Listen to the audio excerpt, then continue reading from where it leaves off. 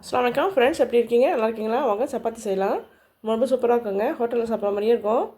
வாங்க அதுக்கு வெஜ்ஜு செஞ்சுருக்கேன். வெஜ்ஜு குருமா எப்படி செய்யலாம் பார்க்கலாம். பாருங்க 4 பல்லு தேங்காய் கீறி வச்சுருக்கேன்.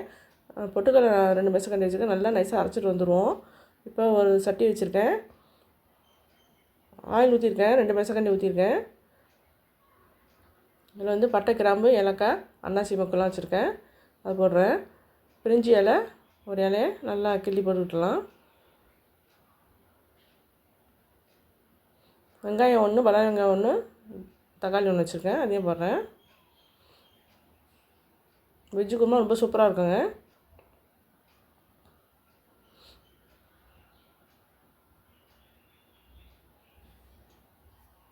சப்பாத்திக்கு ரொம்ப மெச்சாகும்.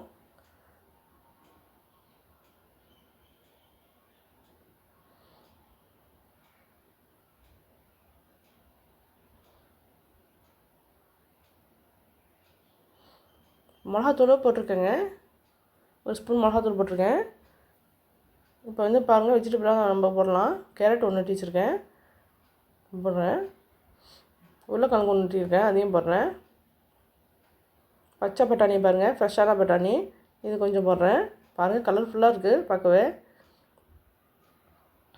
இஞ்சி பூண்டும் மிளகாவும் ஏற்கனவே போட்டேன்.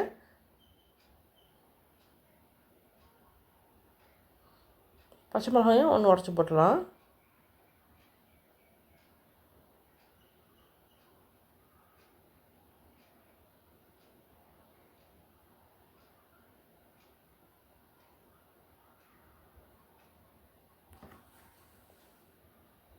மிளகாத்தூள் போடுறேன் 1 ஸ்பூனு.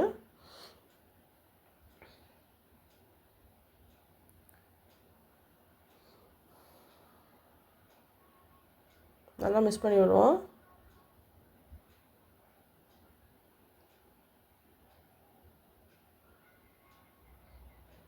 மஞ்சத்தூள் கொஞ்சம் போடுறேன்.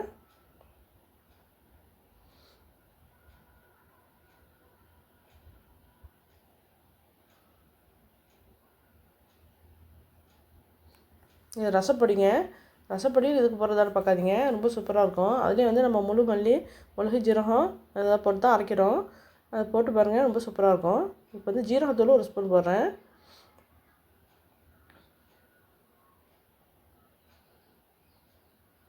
நம்ம வறுத்து செய்கிறதுனால ரசப்பொடி இதில் கொஞ்சம் போட்டால் ரொம்ப சூப்பராக இருக்கும்.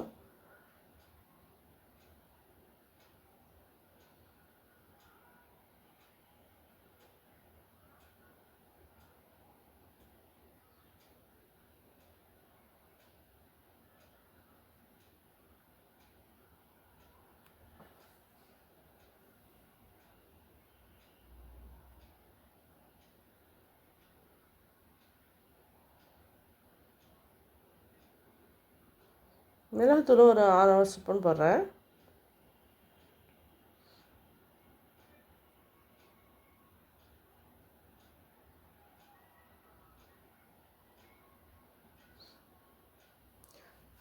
மல்லித்தூள் 1 மேசக்கரண்டி போடுறேன். கரம் மசாலா கொஞ்சம் போடணுங்க, அதையும் முதல்லே போட்டேன். நல்லா மிக்ஸ் பண்ணிவிடுவோம்.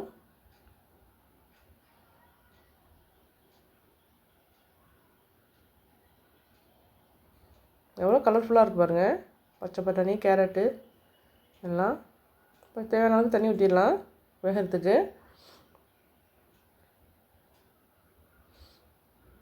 மூடி போட்டு ஒரு 10 நிமிஷம் வேக விடுவோம்.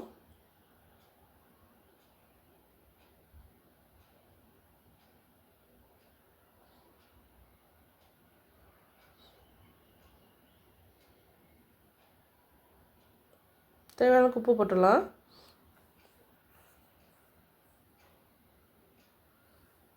ஒரு 10 நிமிஷம் வேகட்டும். ரெண்டு பேரும் பார்ப்போம். பாருங்கள், நல்லா வந்துடுச்சு. தேங்காயும் பொட்டுக்கல்லையும் அரைச்சிட்டு வந்திருக்கேன். நைஸாக அரைக்கணும். அதையும் ஊற்றிடலாம் இதில்.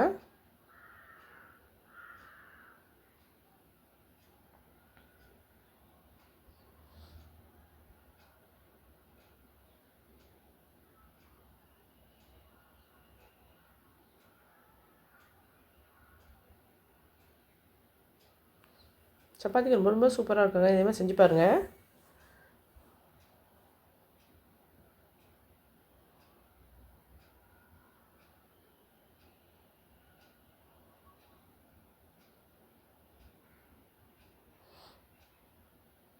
மூடி போட்டு இப்போ 2 நிமிஷம் வச்சா போதும்.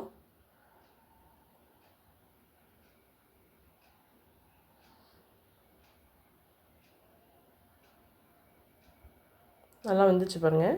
இப்போ மல்லி எல்லாம் தூக்கி விட்டுலாம். அவ்வளோதான் முடிஞ்சு. ரொம்ப ரொம்ப சூப்பராக இருக்கும் வெஜ்ஜு குருமா. சப்பாத்தி செய்கிறதையும் காமிக்கிறேன்.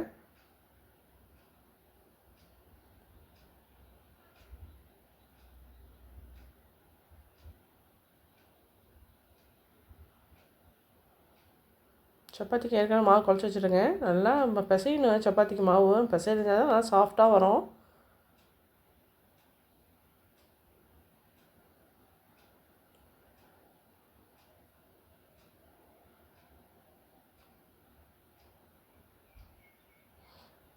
எவ்வளோக்கு எவ்வளோ பிசைகிறோமோ அவ்வளோக்கு நல்லா சாஃப்டாக இருக்கும்.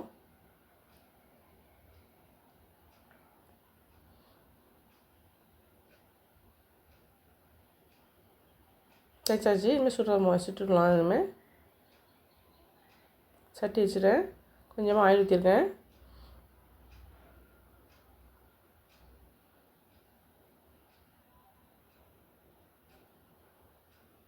மேலே கொஞ்சமாக ஆயில் ஊற்றுவோம். ரொம்ப ஆயில் ஊற்றோன்னா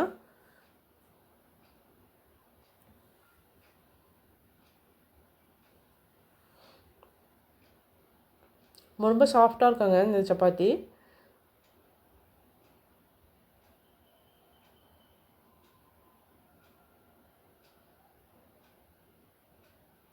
ஹோட்டலில் சாப்பிட்ற மாதிரியே இருக்கும் இந்த சப்பாத்தியும் குருமாவும். அந்தளவுக்கு டேஸ்ட்டாக இருக்கும்.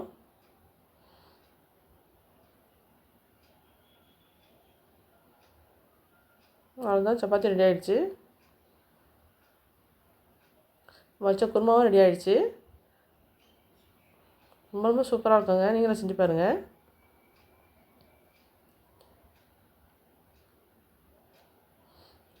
வாங்க, ரெடி ஆகிடுச்சு. எவ்வளோ அழகாக இருக்குது பாருங்கள் பார்க்கலையே. நீங்கள் செஞ்சு பாருங்கள். செஞ்சு பார்த்துட்டு எப்படி இருக்குன்னு சொல்லுங்கள். பாருங்கள் எவ்வளோ சாஃப்டாக பிடிக்காது பாருங்கள். லைக் பண்ணுங்கள், ஷேர் பண்ணுங்கள், சப்ஸ்கிரைப் பண்ணுங்கள், கமெண்ட்டில் சொல்லுங்கள் எப்படி இருக்குது. தேங்க்யூ ஃபார் வாட்சிங்.